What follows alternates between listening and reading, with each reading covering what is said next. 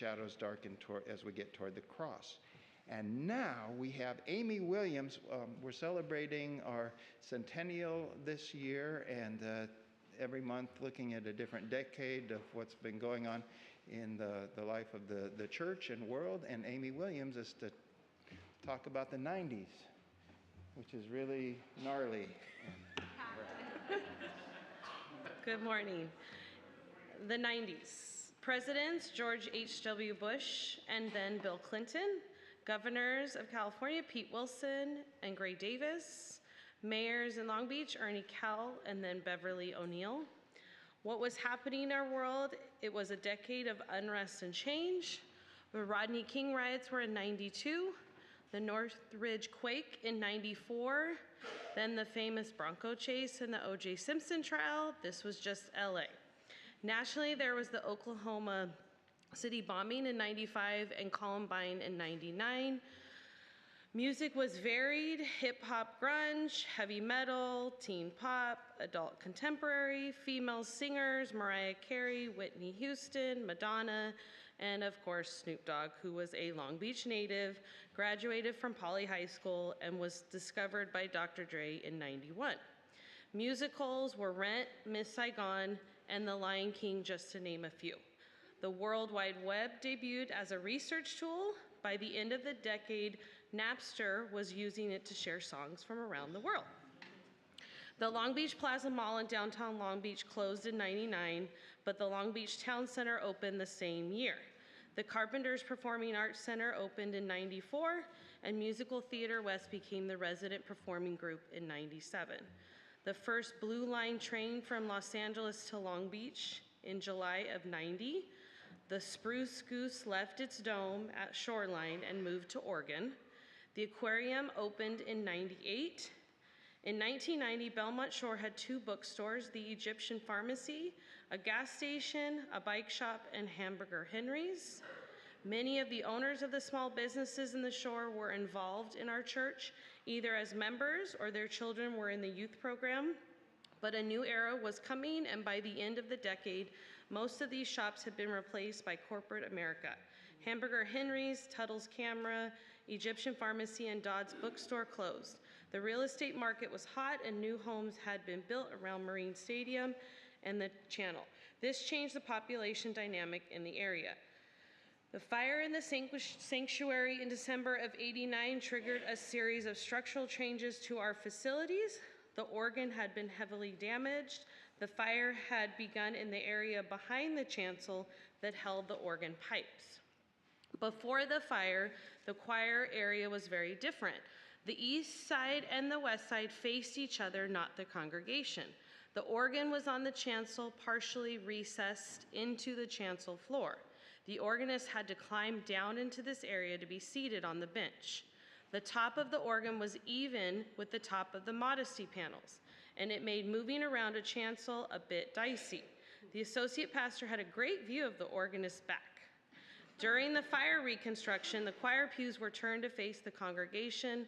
Later in the 90s, we would move the organ to its current location. We wanted the chancel area to be more useful for musicians. All the stained glass windows were removed and cleaned by the same artisan that originally created them in 1950. During Reconstruction, the fellowship hall became the sanctuary. No other events were held in the space. All scheduled weddings were also moved, especially the one scheduled for December 23rd, 1989, 1 week after the fire. The sanctuary, except for the organ, was dedicated on May 20th, 1990. Weddings resumed that May of 90. The organ played again on December 23rd, 1990. Other facility items: the windows in the youth center were replaced with a set of stained glass windows designed by our associate minister, Paul Lance. This chapel was then renamed the Louise Henry Youth Chapel. Mrs. Henry was our director of Christian Ed for 33 years. And as myself can attest to, we called her Mrs. Henry. She was one of my Sunday school teachers growing up, and I also was fortunate to teach in the same Sunday school class that she was in for many years. Paul Lance, who joined us in 1987, left in early 1993 to become the director of campus ministries at Cal State Long Beach. Elaine Shove has been hired part-time to be the Director of Education. We began a search for a new associate minister. We did find a new associate minister, however, it was not a good fit. A division developed with the congregation and the associate resigned. Elaine continued as part-time Director of Christian Ed. By the fall of '96, we called her to be our associate minister, which I was also part of her youth group growing up when she was our associate.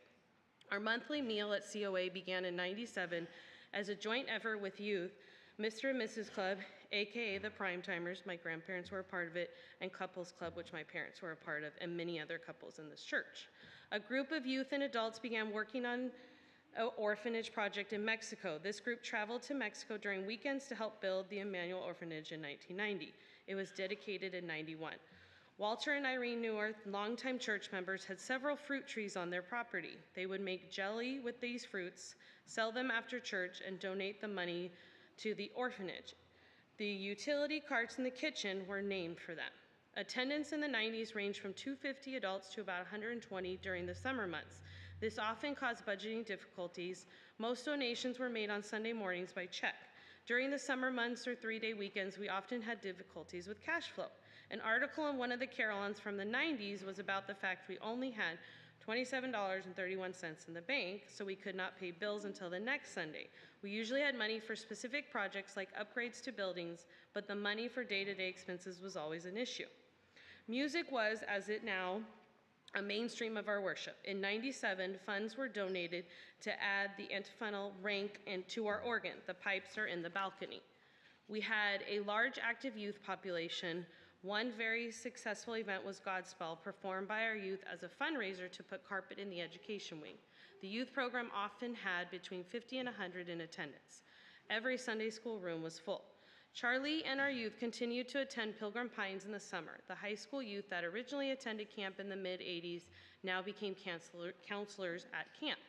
In 1990, we hired Felicity Miller, our nursery caregiver, on Sundays. She grew up in the church. Her parents, Ray and Pat Smith, joined in 1976.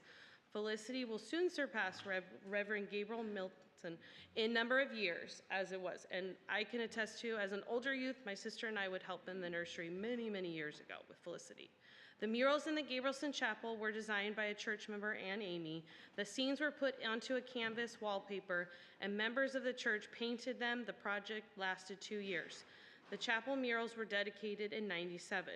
In '97, we dedicated the Odette Gully Library. This is the space on the north end of the education wing.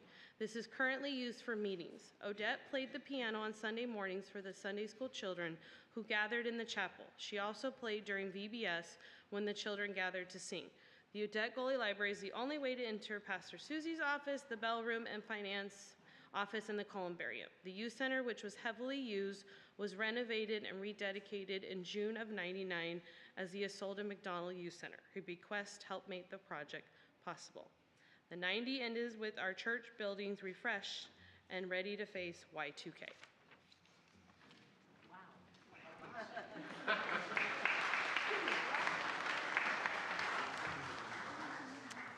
Thank you, Amy.